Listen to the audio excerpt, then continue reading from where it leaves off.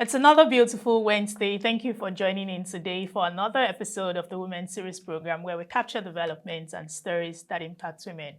I am Ayomide Oguntoye, and in the last 2 weeks, we've dwelt on the emerging technologies, and we've had two women from Women-in-DeFi talk to us about decentralized finance and the non-fungible tokens. While we were talking about NFTs in the last episode, Aureolua, that's our last guest, gave a hint about what we want to talk about today, and that's, of course, the metaverse. We're familiar with our universe.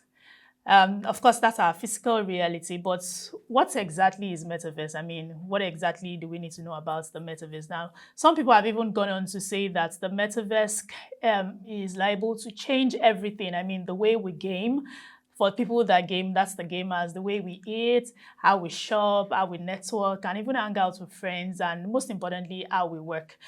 So now the big question is, how is this going to happen? How will the metaverse change the world? Now, it is important that we get ourselves up to speed and be aware of these changes going on around us.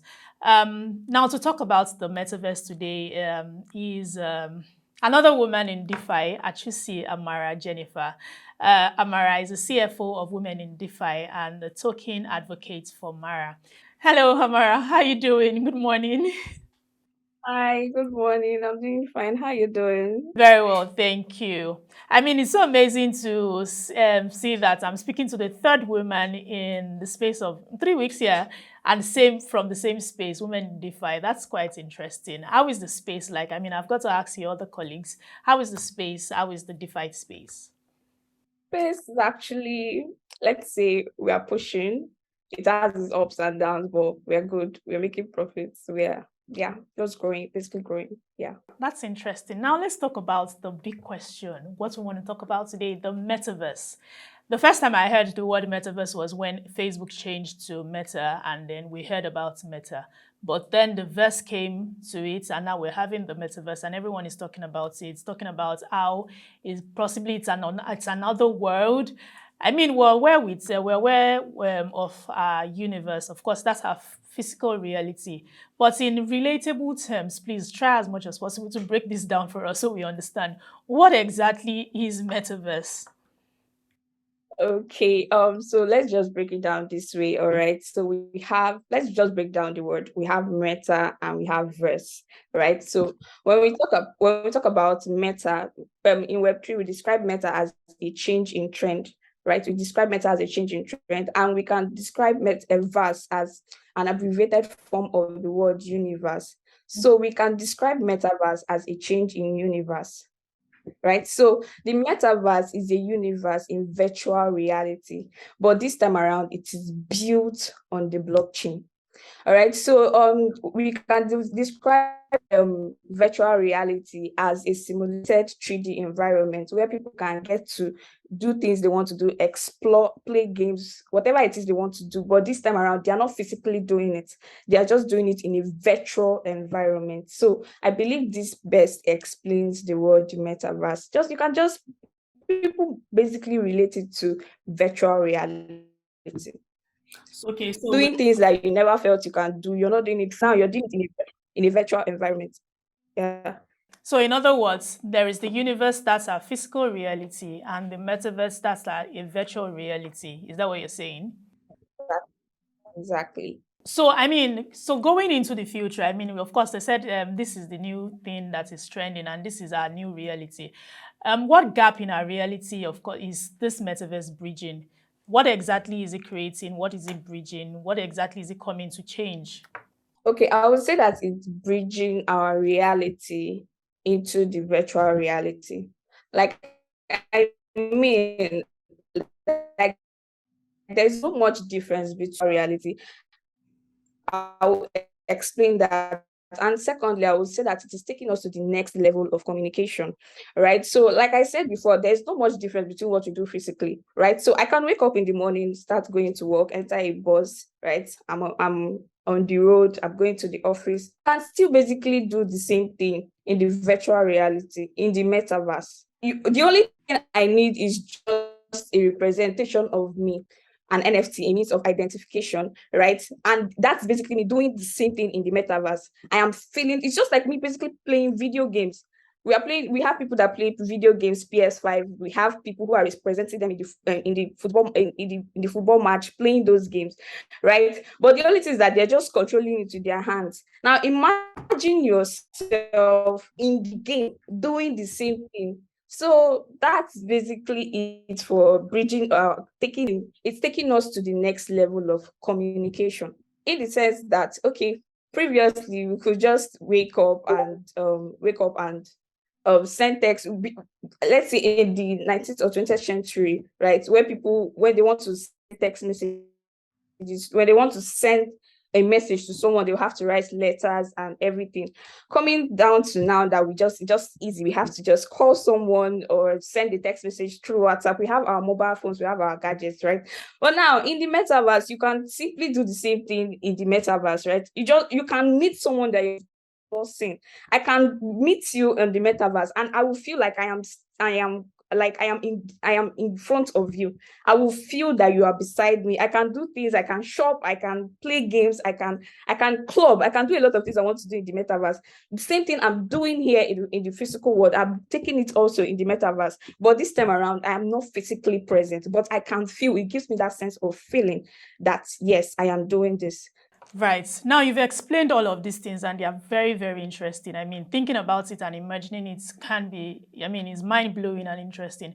But I mean, my big question then is, there's nothing wrong with your physical reality. I can do all of those things. Why exactly do I need a virtual space when nothing is wrong with my physical reality? Okay, so like I said before, these are innovations built in the blockchain, right? Let's say someone like me, I can maybe, let's say I'm an introverted person, or I'm someone that likes staying indoors, right? I can decide to just, let's say, get onboarded on the metaverse built on the blockchain. Yeah, like I said, last year people were buying lands in the metaverse. People were buying properties in the metaverse. You can run placements, adverts on the metaverse, and do basically a lot of things on the metaverse. And people, it's also a means for people to make money, right? As of the time where Blocktopia is a project built on the metaverse. It has 21-story buildings where people can buy land. It involves real estate. People can even access auditoriums. People can even play games, and people can also club. Yeah, there's a club at the 21st floor on the building. Yeah, people are also making money from this, because as much as normal PS5 that people play games, they just play games and they basically don't earn nothing, right? But bringing the metaverse, it helps. Metaverse can be tokenized. You can make money out of it.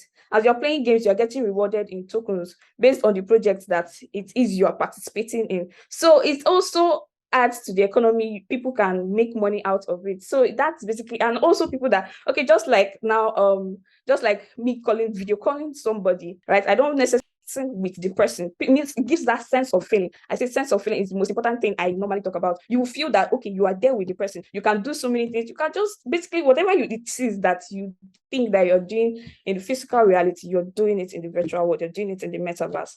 That's it. But in this place, you can also get paid doing that. Wow, that's interesting. So what then does it take for the mass adoption of the metaverse? I mean, we're speaking about it, of course, and trying to get people informed about what is next, right? But what exactly do you think that is going to take for mass adoption? Like we have the goal of Women in DeFi. Our goal is basically to educate people about Web3, about the blockchain, about cryptocurrency. So that's the same thing we are preaching out there, right? Education is the most important thing. The people are not doing this because they do not know. Just like when 2020, when I was hearing about decentralized finance, and I was like, what is this decentralized finance? So I had to go for knowledge. I had to meet who was going to teach me about decentralized finance before I came on board. Now, coming on board in DeFi, I started hearing about NFTs. I was like, what is NFTs. Coming on board again, like still in the same process, I was hearing about Metaverse. All these innovations keeps coming in it's like my mentor always say, it takes just 2 weeks to get outdated in the world of decentralized finance, because there are so many innovations coming on board in the world of decentralized finance. So I would say that one thing is education. If the government can take it upon themselves to maybe add it to the curriculum of in schools, like people can get to learn about the metaverse, people can get to learn about the blockchain and the opportunities it holds. It goes a long way. People will get to understand what the blockchain is. People get to understand what the metaverse actually means. And also, if private corporations can also take it upon themselves to also bring in their business in the metaverse, people, just like we have Coca-Cola.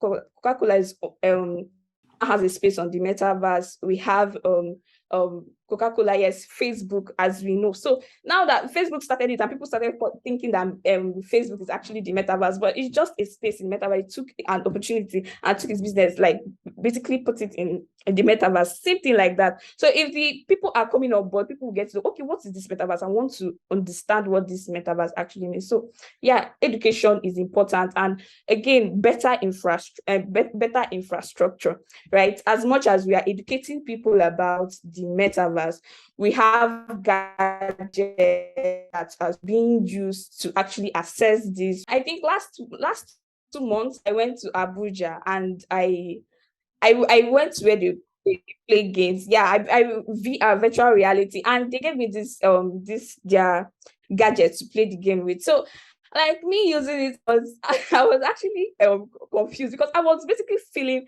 that on an action game somebody was trying to beat me, and I was like, why are you beating me? I have to beat you back. I didn't even know I would destroy things physically until people started holding it. And I asked him, how much is this? He said it's 200K, right? 200,000 naira. That's almost $400. So I think better infrastructure will also help. And yeah, making it easily accessible to people to use. Yes. Wow, that's interesting. But then again, don't you think that it is going to cause some sort of distorted reality? Wow, I was actually expecting that. I was actually expecting that, because same thing our parents say, we being on our phones is actually a big problem, that we don't do what we are supposed to do because we're always pressing our phone. But also forgetting that it's still the same phone that provides the money, that some people have their jobs on their phone. Like I said, I'm a token advocate of Mara. I basically I work remotely. It's still the same phone, still the same gadgets that they've been taking away from me, that help, right? Yeah, we know that when they were growing up, when our parents were growing up, they had nothing like phones until coming to this 21st century, where the mobile phone came out, and they access it. Basically, most of them, they use it to play games. And sorry, I mean, most of them, they use it to just make calls, text people, but we use it to do different things. We have been able to explore and like grab the opportunities using this same technology, right? So we can't really say that we are going to pay attention to the disadvantages, and that than refuse to pay attention to the advantages. So we are going to look at the opportunities, we are going to grasp it.